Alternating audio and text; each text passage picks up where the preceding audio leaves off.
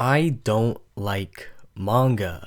Now, that may come as a shock to many, but it's true. I always had a hard time getting into it, and given the option between that or anime, I'll take anime any day of the week.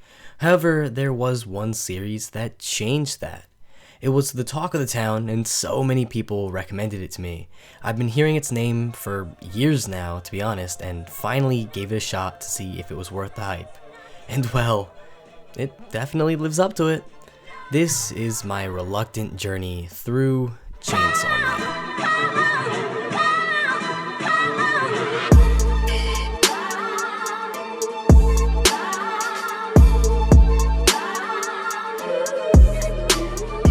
Meet Denji, a 16-year-old something who is so poor I'm pretty sure he resorted to selling his left nut to pay off his debt.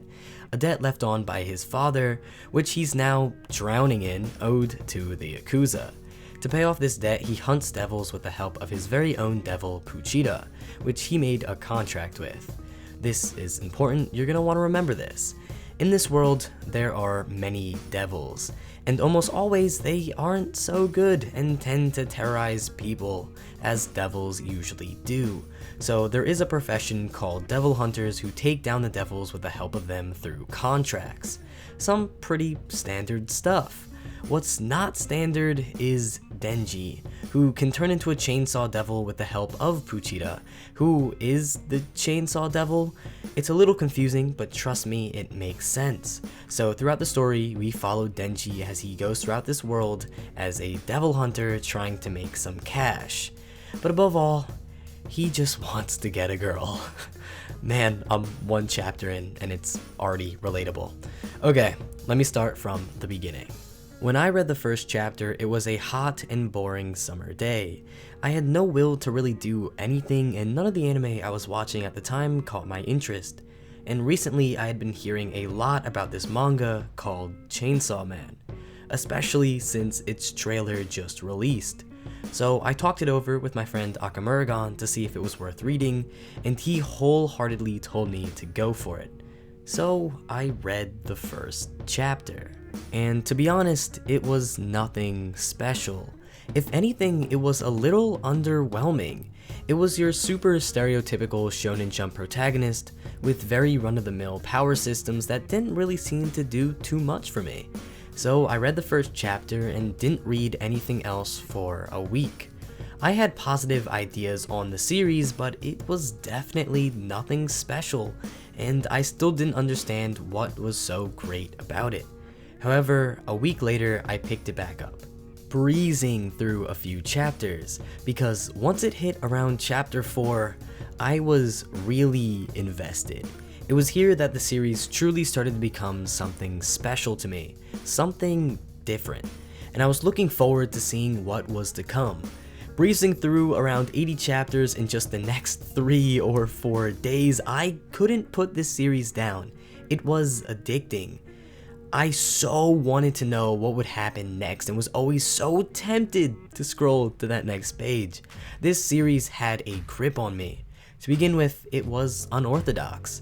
I'm sure if you've clicked on this video, you've seen a few examples, but if not, well, it's definitely different.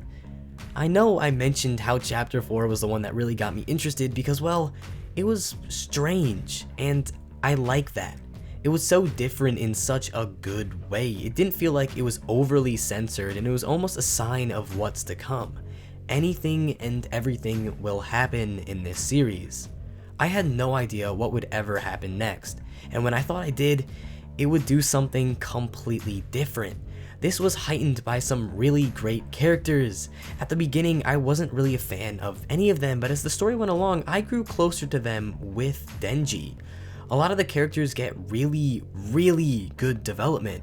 Some of the aspects are so deep and complex that there have been whole analytical videos dedicated to just those topics. But don't get too attached, because like I said before, anything and everything can happen. And this manga is not afraid to kill anyone. Your favorite character can be gone 8 chapters after the reveal or 80. It doesn't matter who you think the main character is or who is cool or whatnot. It simply does not matter, which honestly makes the series that much better and really keeps you on your toes. Now, does every death really hit me? Not really, but I think that's more of an issue with manga as a whole than this series specifically. So I'm really looking forward to it being animated. But this series is already iconic and it's only on its first real arc. I see the show becoming an instant classic for sure. However, I do have one issue. That would be the power scaling and fights to a certain extent. See, I love theorizing and getting all into who would win and who could theoretically be the most powerful. And like I said before, the main thing in this show are devils. And these devils come from the manifestation of fear of whatever it may be. So something like the Dark would be super powerful, and say a beach ball devil might be pretty weak. Now, the issue I had with this was that everything is pretty set in stone. I mean, it's pretty hard to just up the fear and power of something in the series. Now, there are ways that work around this in the series, and some fights even depend on some thinking and cool gimmicks, but a lot of the time it sort of stifles the fights and makes it do some crazy things to sort of rebalance the stakes. And I also felt like some devils were way too weak for what they were, and others way too strong. You're telling me the shark devil was pretty weak, but the control devil was crazy strong? I get the fear of losing control, so maybe, but I also think it's a crime to have the shark devil as weak as it was. Like, I get that there are some things in the world that affect it, but I felt like some of the scaling was just kind of off. But honestly, other than that, I don't really have too many issues with the series. It's actually really good, and I definitely recommend picking it up if you're even slightly interested, because you're gonna want to hop on this wave early. Trust me, once the anime comes out, this is gonna be really big. I haven't read all that many manga. If you want to be precise, it's actually my second. I read the Attack on Titan manga so the fans couldn't spoil the ending for me. So I'm going to try my best to rate this. This may or may not change in the future, and the series technically isn't done yet, but whatever. Chainsaw Man gets a 9.5 out of 10. I thought it was really good, and you should definitely give it a read. Hopefully you enjoyed the video. If you have any comments of your own, make sure to leave them down below. Trust me, I read them. Also, chances are I'm going to use some fan edits of the manga, so all of those clips will be linked down below. Make sure to check them out if you're interested. And look at this graph. Okay, but as always, stay awesome. Too awesome. Thanks for watching.